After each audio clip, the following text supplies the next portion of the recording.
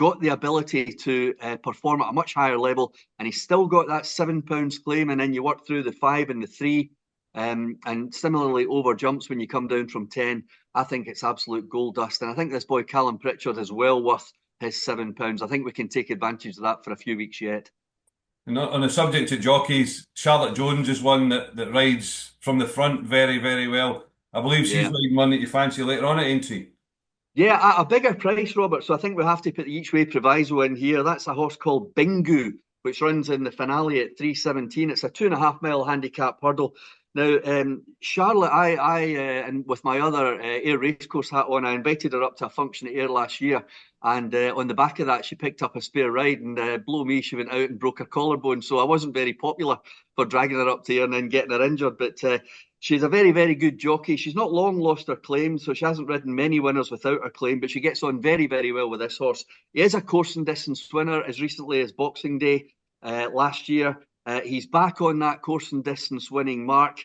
Unseated last time, unseated Charlotte sadly last time, but he's a very well handicapped horse. Jimmy Moffat, well, I'm just not 100% sure how good a form his horses are in because we don't have that much evidence to go on. But Bingu at the weights and measures, I think great each way chance with Charlotte in the saddle, 3:17 at Aintree on Saturday. And then down to Sandown where the Grade 1 action is this weekend. There's a great card there today and the Friday, but it's a Saturday we're going to look at the Tingle Creek.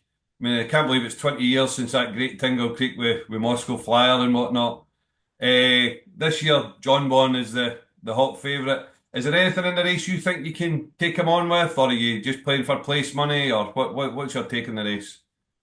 I'm actually going to go against John Bon. I said in my column on Thursday, I don't mind going against John Bon at all. I know he's got a fantastic record, but he has his moments, and I just think there might be an up-and-coming young horse called Calixios, trained by Henry de Bromhead, who is red hot at the moment, as everybody knows. His horses are winning right, left, and centre. His horses have actually been in form since the Ebor. Remember, he absolutely hacked up in the Ebor with one, and it was supposed to be going for the Melbourne Cup. Never quite happened. But Calixios won last time, won a very good race last time, has the form in the book as well to suggest he's an improver. I think when you look at these 2 mile chases at the top level, if you are going to catch one, you're going to have to catch one when it's least expected. And I suspect most people will think John Bon will just have a hack round under Nico on Saturday. But I think Calixios, the fact that Henry's coming over to go for this Grade 1, instead of waiting for maybe an easier option in Ireland, I think that tells a story. And Darragh O'Keefe, he is riding out of his skin at the moment. He's making it very difficult for Rachel Blackmore to get on these horses when she gets back from injury in just a couple of weeks, I'm told. So Calixios for Darragh O'Keefe and Henry de Bromhead, maybe 5-6 to 1. I wouldn't even go each way. I think it's just worth a bet on Saturday because I just don't think you're 100% sure what you're going to get with John Bon. But then again, he'll probably romp up by 10 lengths. But I'm on Calixios anyway. That's mine, Robert. And the younger novice chasers have got the Henry VIII. Lou de Sud was one that you really fancied at Cheltenham, put up on the show. Is he a bet this weekend, or is this another look and learn race where you want to see him now going through the levels? Yeah, I want to see him win, Robert, but I wouldn't be risking any of the hard earned on him at that price. He's going to be a very, very short odds on price. Interestingly, Rubo is in the race making his chase debut for Paul Nicholls and Harry Cobden, so that might be the fly in the ointment. But I think you used my old phrase, look and learn. I think that's the way for treating this race on Saturday, the Henry VIII Novice Chase. Lo de Sud, I hope, goes round there and wins well and on to bigger and better things.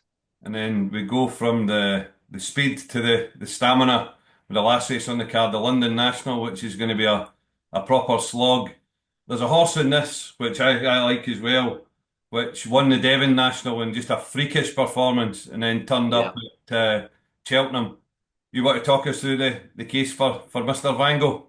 Yeah, Mr. Vango, that Devon National, he won by 66-0 lengths, which, as you say, was a freakish winning margin. But basically, he won that race by that distance because he was very well handicapped and also the very heavy ground over an extreme trip at Devon or Exeter, whatever you want to call it. That brings out the real stamina sorts in a race like that. Mr. Vango then went on to run an absolute blinder at Cheltenham. It was a very, very classy national hunt chase, and he finished third. On the back of that, Robert, he went to Ayr and he started 4-1 favourite for the Scottish Grand National. And you remember the quality of that Scottish Grand National last year and the fact that I think Willie Mullins sent half his stable over for the race. And the Mullins Hordes eventually came out on top with Danny Mullins riding the winner. But Mr. Vango went off 4-1 favourite. The ground, I think, officially was given as good to soft that day, but I think we all knew it was getting quicker as the afternoon went on, and Mr. Vango just didn't handle that quicker ground. And Nico, he was pulled up in that race. But Nico de Boinville is the go-to jockey for the Bradstocks. We all know that he won the Gold Cup for them a few years ago, and he's on this horse on Saturday. I think Mr. Vango, still reasonably well handicapped, gets a tongue tie for the first time. I'm not sure the exact reason for that, but I think Mr. Vango, over this extreme trip, 3.5 miles. The Bradstock horses are in form. How do we know that? Because she doesn't run many horses, but 2 of her last 4 have won. So they are in decent form. I think first time out is probably a good time to get Mr. Vango, and Nico on board, I think, is the clincher for me. And I think you probably agree with me. I thought that was eye-catching. You just because they're synonymous together with Coneygree, aren't they? I Yeah. think it'd be, given Mark Bradstock's no longer with us, I think it'd be quite an emotional success if they were to go and win this race, and it'd be great to see them have a proper horse again. It's a Saturday horse, wouldn't it? Yeah, and of course the big Sandown connection with Sarah's dad, John Oaksey, of course, going back all those years. Lord Oaksey, my noble lord, as John McCriddick used to call him on Channel 4 Racing. So John Oaksey's daughter, Sarah Bradstock, back at Sandown with a chance of winning a big race. Of course, I think they've won what they used to call the Whitbread, haven't they? Yeah. I need to check that. Yeah, but no, that I think they've aimed this horse at this race. I think it's ideal conditions for him. It's going to get softer as the day goes on Saturday. If that weather front comes in, as Sandown have been predicting all week. So Mr. Vango for both of us on Saturday, Robert. And I think the only other one I'm interested in on Saturday was a horse at Wetherby, which is going for a handicap hurdle up at Wetherby. It's at 12:48. Of course, they have the early start, 10:35. My goodness, at Wetherby on Saturday. Utter madness. You can quote me on that. And I think Yorkshire Lady, first time out for the Easterbys, with Jamie Hamilton in the saddle. Jamie rides for both Easterby families. He rides for Mick and David on Saturday on Yorkshire Lady. And I remember speaking to Joe Mason at Ayr when this horse won for the second year running at the Ayr Gold Cup meeting this year. And she said she was dreading this horse being dragged off by the jumping boys. And that's exactly what's happened. She's won her first maiden hurdle. And she's now in off a handicap mark. First time 110. You compare that to her flat rating. You do the old calculation, plus 50, and she is thrown in. I think she'll win Yorkshire Lady in the 12:48 at Wetherby on Saturday. And then moving on to Sunday, we've got one of my favourite racing days of the year, Borders National at Kelso.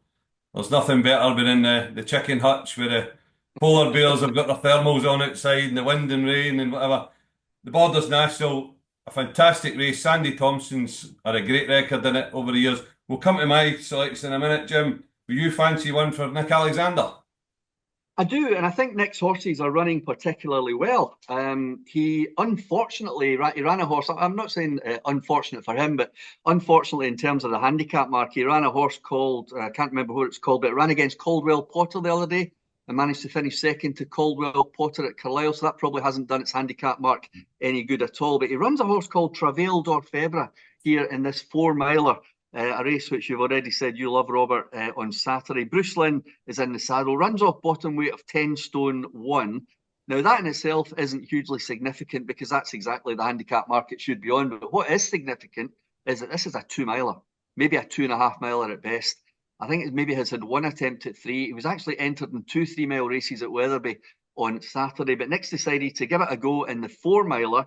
I think this horse travels really well, and I think it'll travel around there for the first couple of circuits, and then Bruce can get it involved later on. I think it might just have the pace to go and win a race like this against, oh dear, am I going to insult some people, against some slow old boats? But Travail d'Orfèvre for me off 10 stone 1 with Bruce Lynn in the saddle. Nick's horse is in great form. I think that's a sporting bet in the Borders National on Saturday. What do you reckon? Well, I like Flower of Scotland. As I've said, Sandy only trains miles from the track, so it's his local track. She won it in 2022. She's 3 out of 4 at the track. It's also her second start of the season. The last 3 years out of 4 she's won. Now, didn't have a great campaign last year, but Sandy didn't have the best, by his standards, didn't have the best campaign. She's now been dropped massively in the weight. She's 7 pounds lower than when she won it 2 years ago. I think Ray Anderson Green loves this meeting as well. I just think she's been primed for the race. 4 miles, as you say, it's going to be soft ground, maybe even heavy Yeah. ground at Kelso. It's not for everyone. There's not many horses in this race have got a form over that distance. I think the only ones are Your Own Story for Lucinda, Peaches and Cream over for Ireland. We know she stays. We know she's been targeted at the race. I think she was as big as 20 to 1 at the start of the week. That's been It nibbled away. was, yeah. The last price I saw was 14s. You got to think £7 lower than when she won it. She's got to be on the premises, doesn't she? I would definitely say so. And if they're coming over the last together, Robert, may the best man win. So good luck to Sandy as well. With that one, Flower of Scotland, that's Robert's selection. I'm going for Travail d'Orfèvre in that for Nick Alexander. And of course, you mentioned Ray Anderson Green, and he's got a horse which I'm hoping we both like in the next race. It's the Richard Landale Memorial, the most valuable race on the card. And that, of course, is Traprain Law for Lucinda Russell. And this has been the race that this horse has been targeted at all season. And Patrick Wadge, good news, he's back in the saddle, Robert, after breaking his collarbone yet again. Well, Traprain Law was the making of Patrick Wadge, and Patrick Wadge was Yeah, the making of correct. Traprain Law. Patrick Wadge's career was going absolutely nowhere until he teamed up with this horse. Just one day at Kelso, went out, rode him, won a race, and never looked back since. Was champion conditional last year. Now broke his Yeah. collarbone a few weeks ago. You've got to think this is a race that he wanted to get back in. This is a horse he wanted to ride. So what's your case for him?